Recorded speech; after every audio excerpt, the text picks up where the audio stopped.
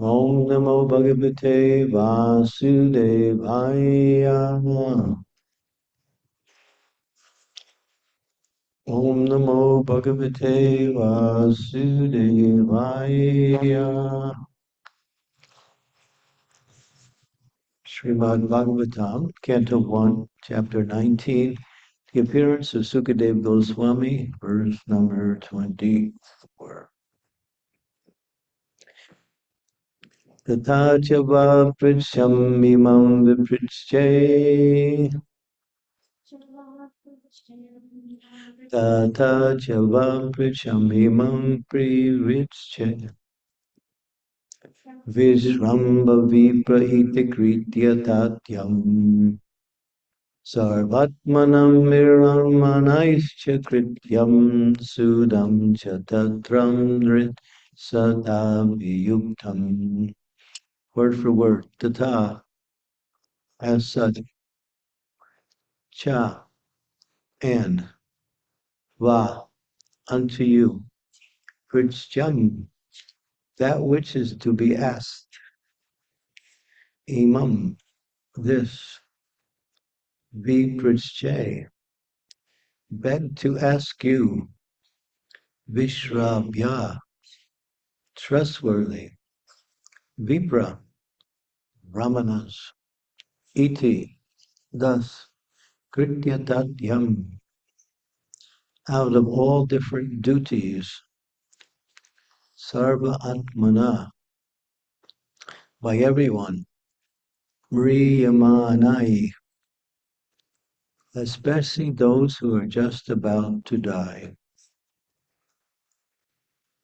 Cha, and, krityam, dutiful, sudam, perfectly correct, cha, and, tatra, therein, amrit sata, by complete debilitation,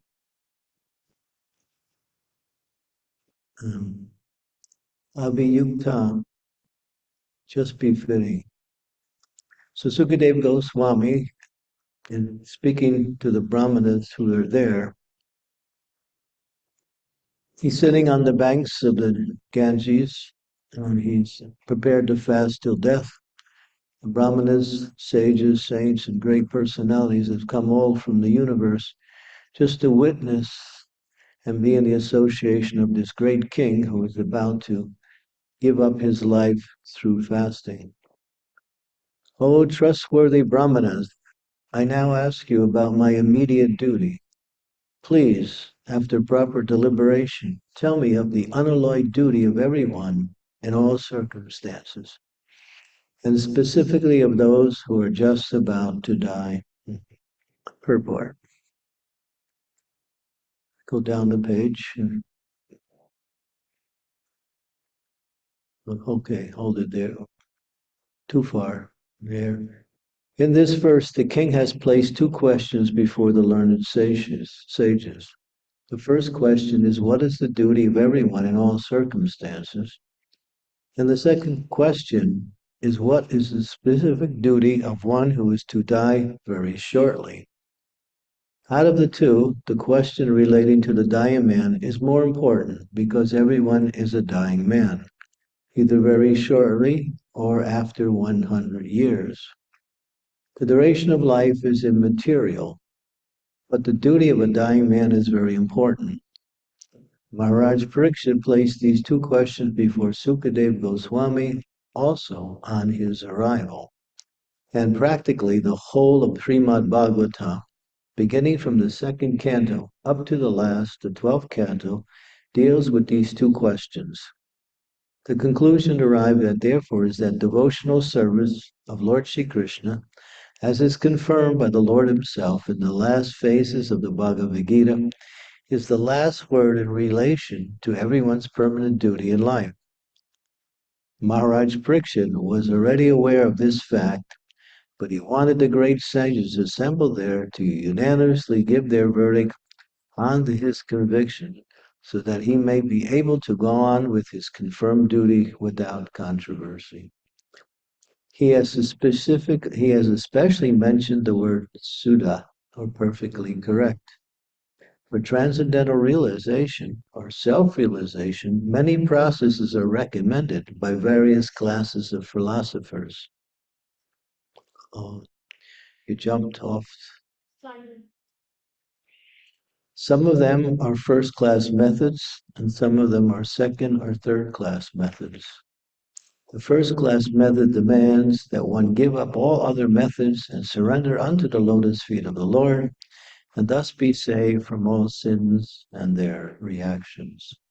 Om Gyan Timidandasya Gyanajana Salakaya Chaksun Militam Yena Tasmai Shri Gurave Namaha Ma Om Vishnu Padaya Krishna Prasnaya Bhutale Srimakti Bhakti Vedanta Swami Niti Namine Namaste Saraswati Deve Gauravani Pacharine Nirvasesa Sunyavari Pastyatya De Satarine Vanchakalpa Tarubhisja Kripa Sindhu Paebacha Patitanam Pavanebhyo Vaishnavebhyo Namo Namaha Sri Krishna Chaitanya Prabhu Nityananda Sri Advaita Gadadhar Srivasadi Gaur Bhaktivinoda Hare Krishna Krishna Krishna Hare Hare Hare Rama Rama Rama Hare Hare. This verse is very fundamental to understanding very essential principles. Two questions are being asked by Maharaj Pariksha. He's being glorified for these questions. Sukadeva Goswami later on says these are the most important questions that anyone can ask. What is my duty in this world, in all circumstances? And what is the duty, or what is the business of a person who is just about to die? And Krishna mentions in the Bhagavad Gita, Sarva Dharma Parikshitam Mamekam Sarvamam Bhajam Aham Tvam Sarva Papebhyo Mokshayashyami Mahasuchaha.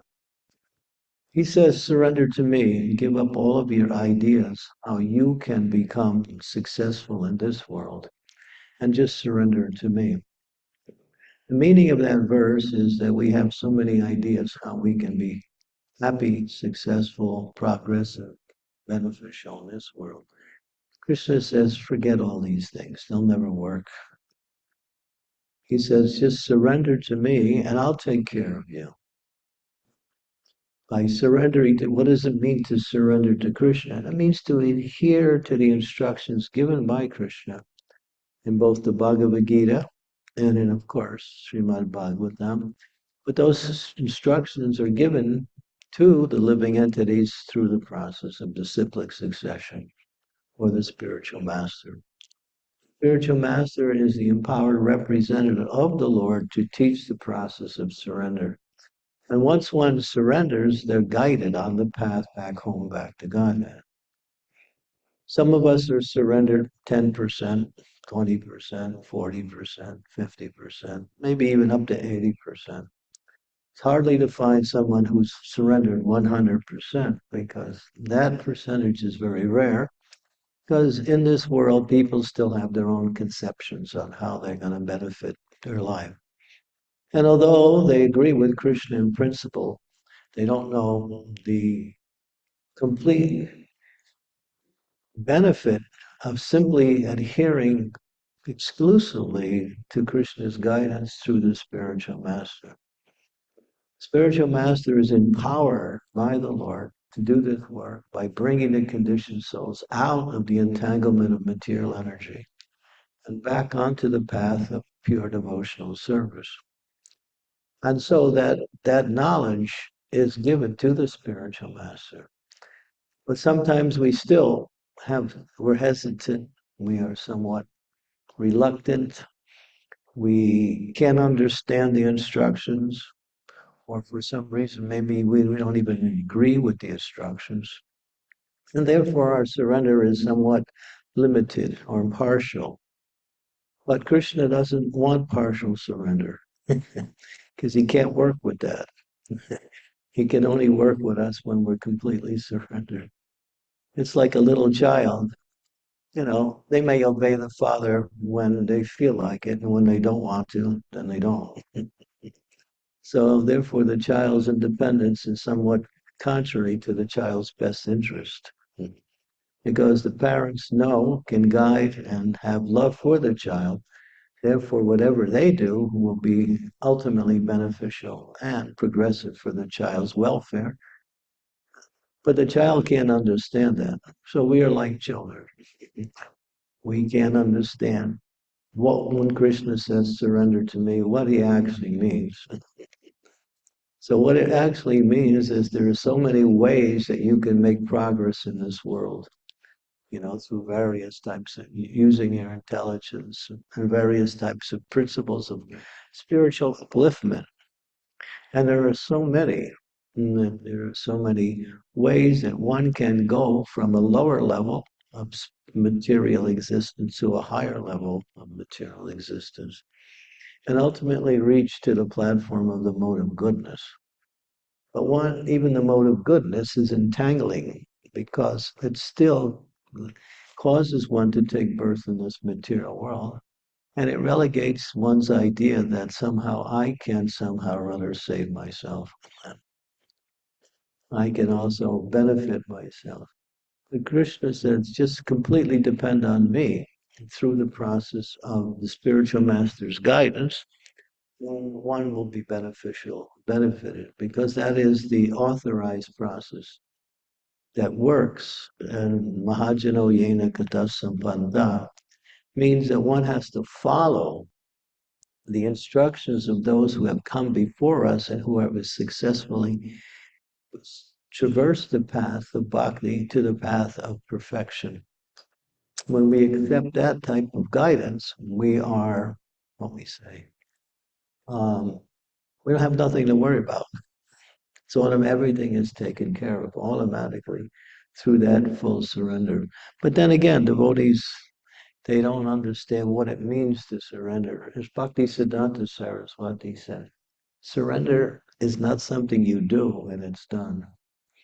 It's not like that. Surrender is a moment to moment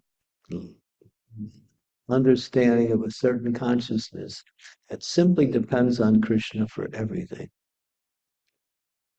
Manaso deho geho, yogichumor arpilu to alpade, Nanda Kishore, Bhakti Vinod Thakur praise. My home, my wife, my family, my possession, my very body, it's yours. It belongs to you. I offer everything that I do to you as an offering of devotion to you. And that one, in that mood, one is happy.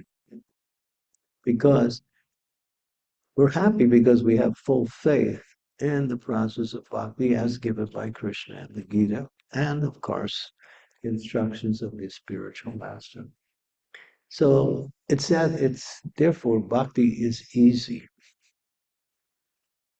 Prabhupada presents that point in one verse in the Srimad-Bhagavatam in the fourth canto.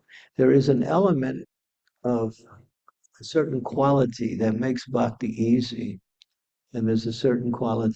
Without that quality, bhakti becomes impossible. I might say difficult. What is that quality? Prabhupada presents the question. Some people say the process of bhakti or devotional service is easy, and others say it's very difficult. So posing the question, then he says, well, what is it? Is it difficult or is it easy?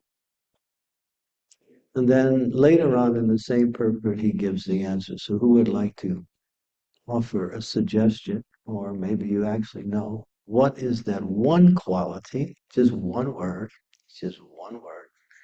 that makes it easy or makes it impossible and difficult? Humility. Humility. I can't hear you, I'm sorry. Humility. Humility? That's very nice, thank you. Sincerity. Get closer. Faith? Who said that? Nice, very nice. Enthusiasm. Wow, we're really getting close now. Love. Huh? Love. All of these are important. What's the driving force for all these qualities? Determination. Determination. There's the word. Prabhupada said, whether it's easy or hard, still I'm determined to keep myself focused on the process of devotional service. To perform devotional service when it's easy, that's nice. And when it's not easy, what happens? Or becomes difficult or appears to be contrary to what we like or what we don't like, then that's the test. And the principle of determination is the principle of faith in the process of bhakti. And how do you get determination? What is determination? Determination is actually a function of this intelligence to discriminate between what is beneficial for our Krishna consciousness and what is unbeneficial. And once we understand that principle, become determined to execute the process that way. Using an example of Srila Prabhupada, he said, I had to walk through fire in order to spread this movement. He says, I didn't look left, I didn't look right. I looked only straight ahead at the instructions of my spiritual master as the guiding force. So devotional service is a process of purification. And the obstacles and the difficulties that we encounter in devotional service are opportunities to overcome these obstacles. One should never see obstacles as deterrents or difficulties. One should see obstacles as an opportunity for purification, for greater learning, for greater dependence on Sri Krishna and his mercy. All these things. So for a devotee, everything is auspicious as long as they have that faith and apply that faith in a determined way. But then again, you might say, well, how do you get it? I don't have it. Or I have it, but I don't have it complete. So it comes by associating with those who are fixed in Krishna consciousness. Sadhu Sangha, Sarva Sresti Hoy, Lamamatna Sadhu Sangha, Sarva Siddhi Hoy. When we have that association that is determined, fixed in Krishna consciousness, it inspires us, and we sort of want to become. We are affected by that association, and we also help to develop those qualities. So Prabhupada mentions very consistently, regularly, that the most important part of the execution of devotional service is association of Vaishnavas, where everything else is the ingredients for that association, hearing and chanting the glories of the Lord, serving, taking prasadam together, doing various forms of worship. All of these are done in the association of Vaishnavas. And when those Vaishnavas are enthusiastic and fixed in devotional service, everyone gets the benefit. When there is a bright sun out, the light of that one sun can light up the whole area, even for those who are not so shiny, to use a very simple word. So this determination is available through the association of devotees. And of course, the essence of that activity is to hear and chant the glories of the Lord. And then the second question, which is, as this purport says, is more important than the first question. What is the duty of a man about to die? And Srila Prabhupada would always say, we all are on that same concern. Prabhupada said, whether it's 10 minutes, 10 years, 100 years, it's inevitable because the material body is ultimately perishable. It's just in the way this material body is. You can't, if you want to live forever, get a spiritual body. And you actually have a spiritual body, but the material body is the interference of that spiritual body. So we have to diminish the effects of the spiritual body, material body, and increase the quality of our spiritual body through the power of our devotional service. And then even one may still be in this material world, but the body doesn't affect them. And therefore, even at the time of death, it becomes the gateway to eternal life rather than just a relinquishing of something that I really want. Actually, to understand this principle clearly, we have to understand what is the reality of that situation in the sense that we don't die.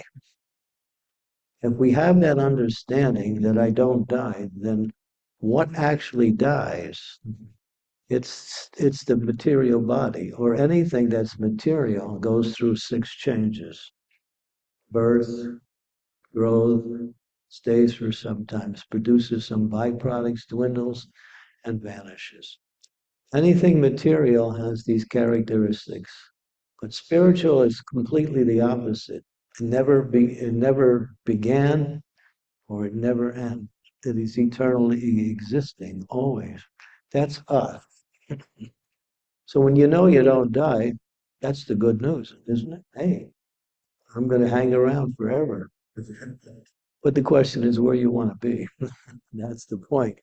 Do you want to be in a situation which is actually still full of difficulties, or you want to create that atmosphere which is conducive to our existence as a spirit? And that is ultimately to attain to the perfection stage and go back home, back to Godhead, the spiritual world. So knowing that me, the occupier of the body, is eternal, really helps one to free from the anxiety of leaving this world. Because I guess you might say, why do devotees have some fear of death? They still do. Not so much because they know they're eternal and they'll know that they exist somewhere, but they don't know where they're going to go. That's it. We're not sure. Will I make it? Will I come back in another situation? Do I still have some debts to people I didn't pay? That means I have to come back and pay those debts. In other words, devotees have this anxiety about death because they're not completely, fully certain about their destination. But that can be clarified when we fix our mind on the lotus feet of the Lord in devotional service. And Krishna says, Taktva deham purna janmani naitimam iti sorjano, that you'll come back to me in devotion, where there's no doubt. He gives the assurance that one who worships him in devotion will actually attain to that position of eternally worshiping him in the spiritual world, in his personal association. So devotees have to somehow or other formulate and develop that understanding that there's no fear of death, and ultimately Krishna is there. In the 12th chapter of Bhagavad Gita, he said, I'm the swift deliverer from the ocean of birth and death. You see, there's a picture. The living entity is swimming in the ocean, and Krishna is riding on Garuda. I guess it's Vishnu. And he's reaching down to kind of pull you out of that ocean because even though you're a good swimmer, oceans are not some, place to be. So this is Krishna's special mercy. He takes care of his devotee all the way. And it says for a devotee who has reached the stage of purity, death is like going to sleep and waking up. And it says it's like a flash. There's no calculation of time between the pure devotees leaving the body and they're back into the spiritual world. There's no measurement of time. It's instantaneous. instantaneous. So devotees have no fear if they simply stay fixed in devotional service. And the most important part of our devotional service, along with the association of devotees, is to hear and chant the glories of the Lord. This has to be done regularly because that will attract Krishna's mercy more and more. And we also become purified simply by hearing and chanting the glories of the Lord. The mind becomes clear, the intelligence becomes sharp, and then the devotee looks forward as much as they can to hear and chant the glories of the Lord. And Srila Prabhupada gave us so many books, which we cannot exhaust in hundreds of lifetimes, of the glories of the Lord. We have to take time to read these books, hear from Srila Prabhupada and from our spiritual masters, and then ultimately absorb ourselves in this mood. Because if we do, then we enter into the spiritual consciousness. There's so many interesting things in this world, right? The news will make everything interesting, right? Or even the underground news makes it more interesting. There's always something going on, this is happening, this, and we get kind of like, kind of like excited about what's happening in the world of death. But still, these things are superfluous to our progress in spiritual life. Some of it may have some value. We can somehow or other adjust our material life in such a way as not to be affected by certain things that are happening. But ultimately, hearing and chanting the glories of the Lord brings one to a higher state of consciousness automatically. You'll see here, Maharaj Pariksit, he gave up his family, nice family, qualified wife, children. He was a powerful king, undisputed in the world. He had treasury, he had ministers, he had everything, unrivaled. And he gave it up like it was like you go to the toilet and then you walk out, then you forget about what happened. This this is how he gave it up, just like that. And now all he wants to do is understand, what is my duty now? I'm about to die. He decided to fast until death. Now the sages have come. Sukadev Goswami will appear. And soon as Sukadev Goswami appears, everyone gets up. Although many of them are senior to him in age, still they all welcome him as the most advanced of all great souls. And he will speak Srimad-Bhagavatam. And for 7 full days, Maharaj Pariksit simply hears. It's described in other places that he heard for 6 days, and just before the narration by Sukadev Goswami of the 10th canto, Sukadev Goswami stopped and said, Maharaj, do you want to rest? Do you want some water? Do you want to, in other words, you want to take a break? He said, this is what I've been waiting for, Krishna's pastimes in Vrindavan. He was more enthusiastic. And when Sukadev Goswami heard that, he became more enthusiastic to recite. So he was never tired of hearing, even after hearing for 6 full days. And this was round the clock. There wasn't any break. That was through the night and continuation. And they were absorbed. And this is the power of pure chanting and pure hearing. His hearing was perfect, the chanting was perfect, and therefore they transcended all of the bodily needs and simply were absorbed. And so this indication here is that the same answer applies to each and every soul, that those who want to benefit before they're dying, they should hear and chant the glories of the Lord, absorb themselves in that process, and then that will transport their consciousness back into that arena where these pastimes are actually eternally going on, the spiritual world. Okay. Any questions, comments from either online or offline? Okay, yes, Hare Krishna. Yasoda, yeah. Jai-ho. Thank you. Said that I want some clarification. One was said that devotees are fearful of dying because they don't know where they're going. That's the only fear they have. They're not afraid of death. They're afraid of where am I going to go? And you said that anyone that engages in devotional service is going back to Krishna. But then you also said that Krishna wants us to surrender 100%. We're not at that point. I'm kind of like at that like 10% point. So we do 10% surrender in devotional service.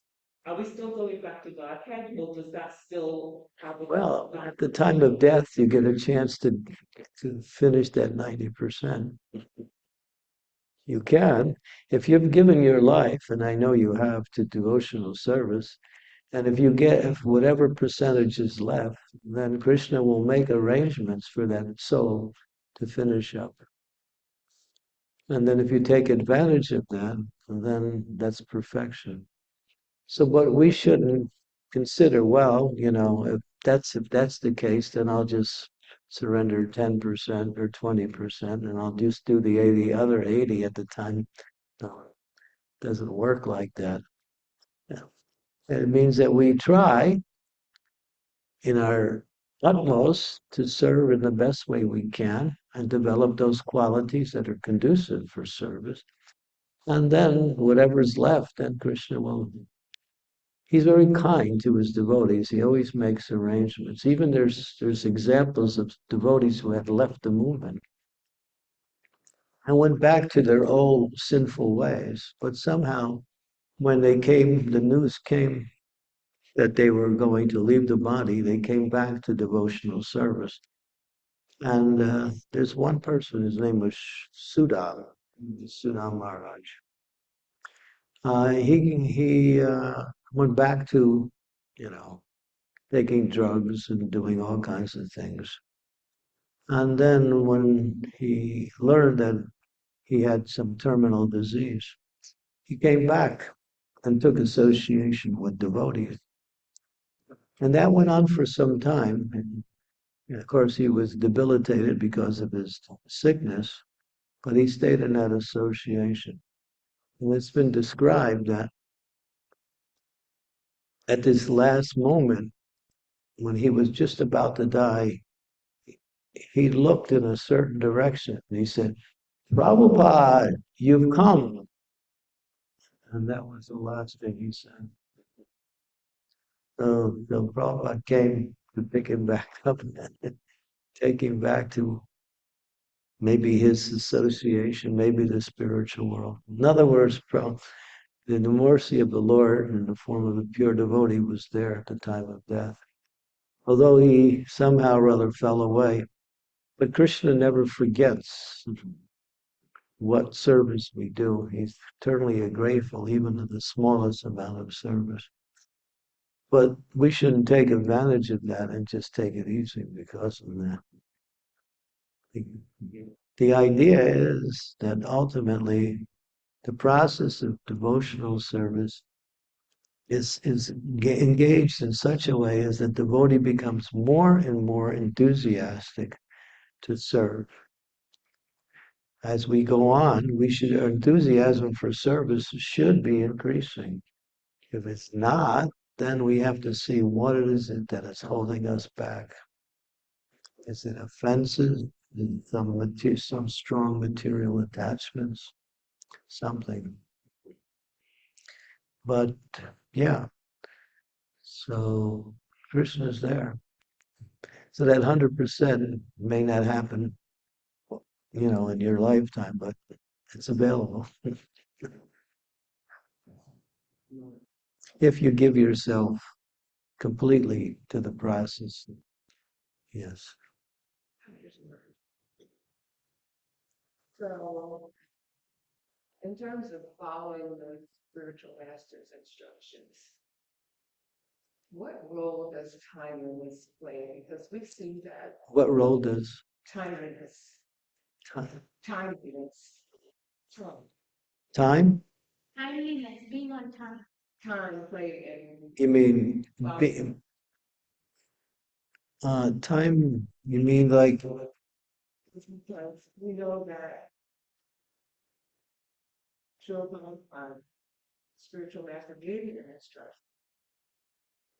oh, but he couldn't do it until later on. Way very thankful for this. But I'm just wondering, what is the time?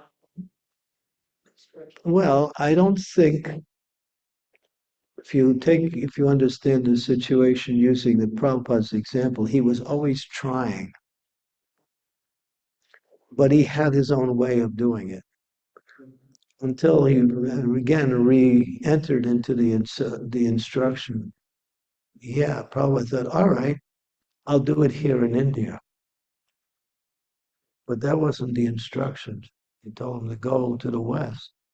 But he said, but Prabhupada was thinking, first I'll establish myself in India in preaching and developing it, and then I'll take it to the West. But Krishna frustrated all of that and made it impossible for him to find any success. In, but he was always trying. But at one point, then he realized in 1936, when Bhaktisiddhanta was just about to leave, he gave him that same instruction again, the second time. But then he added an instruction on it. He said, if you ever get money, print books. Yeah. So he gave him a second instruction. But the first instruction was again reiterated in 1936. And then when Bhaktisiddhanta left the world and Prabhupada was more clear, then he was trying to detach himself from all of his family and his occupation, and gradually he eventually moved into a mood of renunciation, preparing himself. He stayed 5 years in Vrindavan, preparing himself to go to the West. So, yeah, if you're applying that instructions in a general sense, we should always ask, you know, how can I execute that instruction? To put our own timeline on it may not be, what's the word, safe, because we may not make it. I wanted to surrender, but I can't. I don't, somehow situations changed. And now I'm leaving the world, but I have not fully surrendered yet. So I haven't executed that instructions. There are devotees who lament that at the time of their departure, there was some unfulfilled desires that they wanted to do in accordance with the instructions of their spiritual master. So we should never be in that position. Oh, boy, now it's too late. Why did I do this? Why didn't I surrender more? Don't come to that. That's very lamentable.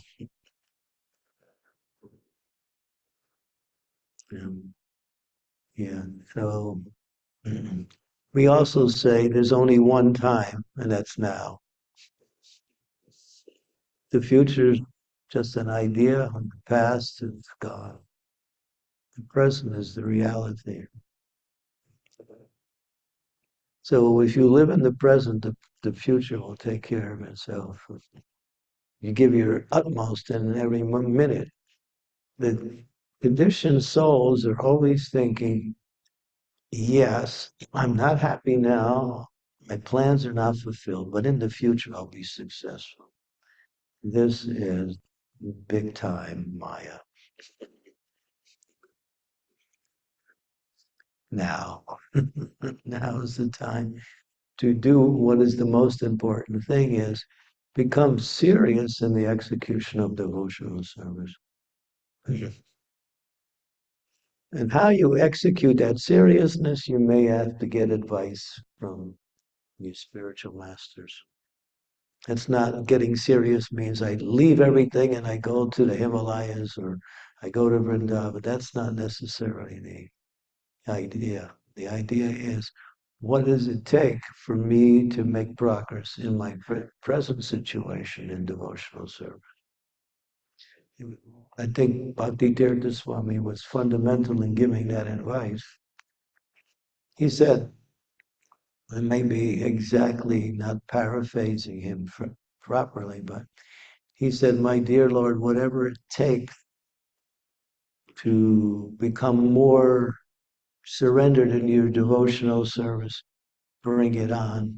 And whatever it takes to become free from all of those things in my life, take them away. So he gave kind of a formula for surrender. Nice, huh? I mean, that's complete. So if we make that prayer, you'll see things happen. No doubt. Things will happen. Sincerely, that is, if we make the prayer. Anything else? Yes. Thank you for speaking about surrender. I was just wondering when you were speaking about determination, um, you're saying that whether it's easy or hard, we should go on with devotion service, and that's determination. And then you're saying that determination is a function of the intelligence to discern what's favorable and what's not. So I'm just trying to understand the two things together, like whether it's easy or hard, we go on at the same time. We're using them for hands. Well, determination and discrimination is the first principle of the intelligence, and once one discriminates, one becomes determined to carry out their decision. First, you discriminate between what is favorable or what is not favorable, and when you understand what's favorable, then you become determined to carry that out. That's how it works. All right, so you understand, all right, I should be there to dress the deities on time. And so you're there on time now. The determination is how nicely to do the service.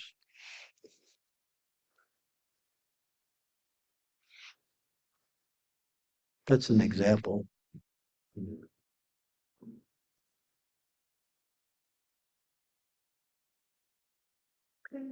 Yes, I think I know you. Oh, Taruni. Okay, Hare Krishna. You. Clear of your instructions and showing us how simple and yet it was. Well, thank you. It's all the mercy of Prabhupada. He's made it simple. Anyone else? Yeah. Looking at the what is surrender, the sixth aspect. What is surrender? Yeah. There's six symptoms of surrender there. Right, acceptance, being able to Right. protection, to feel dependent on the mercy of the Lord, to feel meek and humble. And then the last one is my question. Humility. Have no interest separate from the interests of the Lord. Mm-hmm. So if you can explain that one, what is the interest of the Lord? Yeah, that comes with the instructions of the spiritual master or the guidance that you receive from the authorities. That becomes our interest. It doesn't mean we don't do other things. It just means we put the interests of the Lord foremost. That's all. It's just like we have family, so we have to take care of families. There's some responsibilities and the position of the role we play within the family. And then, of course, there's occupation, maybe that's needed in order to maintain things. But that goes on. But then that should be supportive of our spiritual life and not taking away from it. So if something takes away from the interest of the Lord or our devotional service, then that should be strengthened and again purified so it doesn't take it away. Like sometimes I give you an example. Uh, anyway, all right, there's a big festival going on, and all the devotees are coming to Gita Nagari, and there'll be so many leaders will be there, and it'll be a nice festival. And you're planning to go, and you're all ready to go. You got your plane ticket, and you got everything in line. And then all of a sudden, a family member says, "We're getting married. And please come to our wedding. You are one of our most important family members." And it's on the same day.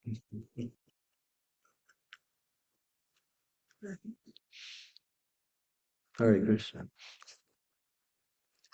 And you can expect that because that happens. So then you think, well, Krishna consciousness is always there, but this marriage doesn't happen all the time. That means you chose the material over the spiritual. Our real obligation is our relationship with Krishna and to build on that. Everything else supports that. If something takes away from it, then that should be rejected.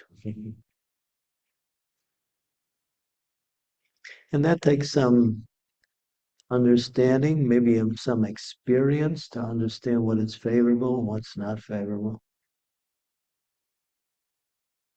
That can't be uh, that can't be just explained to you. That takes some intelligence. What's favorable or what's not favorable. Yes, Soda. Follow on you just said and what your response was. So the devotee could justify that by saying, okay, I didn't want to go to the festival. I've been invited to this wedding. I'm going to go to the wedding and I'm going to like give a, maybe they ask the person to give a speech. So I'm going to talk to them about Krishna. I'm going to somehow the other. So, I don't like that one at all. Forget that one. That's cheating. They don't care about your speech. The wedding's more important. Whatever else they're doing. I mean, you should understand one thing. When you attempt to make some qualitative progress in Krishna consciousness, Maya is going to be there. And she's going to give you some reasons why you shouldn't take part or something's more important or she does that just to strengthen our resolve. She takes, yeah, and I see it all the time.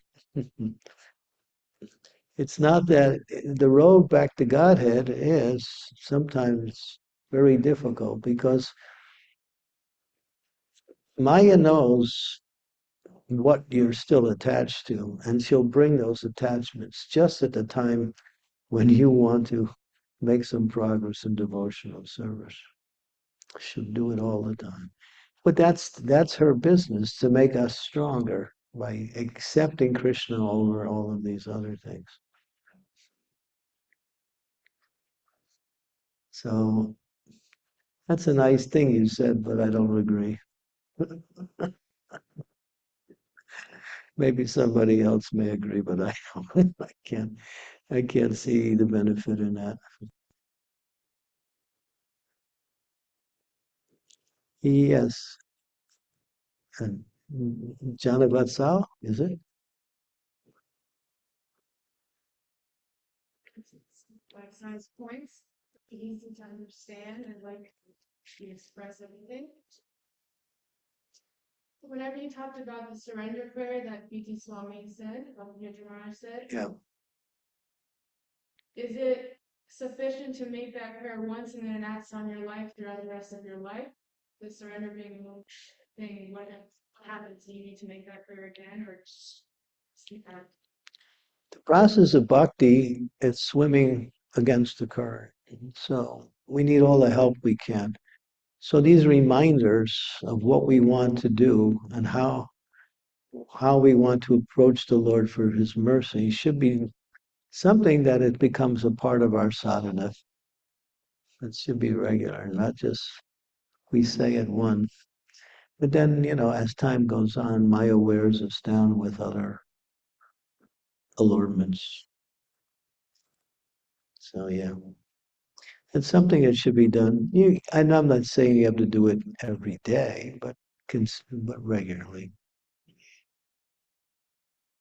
At least always be aware that this is what you want. That's the most important thing. Yes, Sudevi. Hey.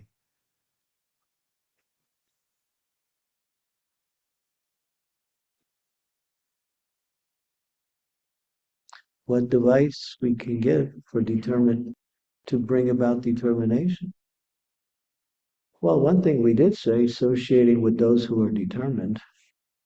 That's very powerful. But there's another one, which I didn't mention. The more we give up our attachment to sense gratification, the more we become determined and Krishna conscious.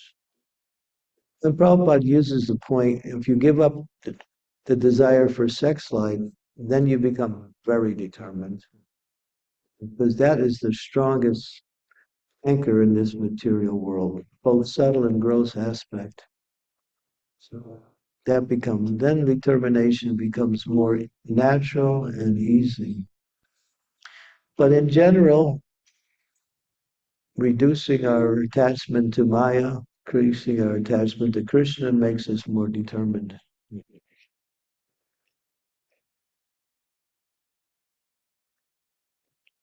Okay, so we have to stop here? Yeah. Okay, thank you very much. Srimad-Bhagavatam ki jai, Srila Prabhupada ki jai.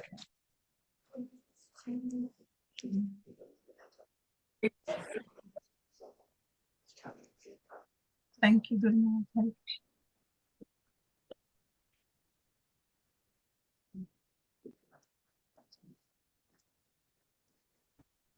Thank you, Guru Maharaj. Hare Krishna. Adipam. Srila Prabhupada ki jai. Thank you, Guru Maharaj. Hare Krishna.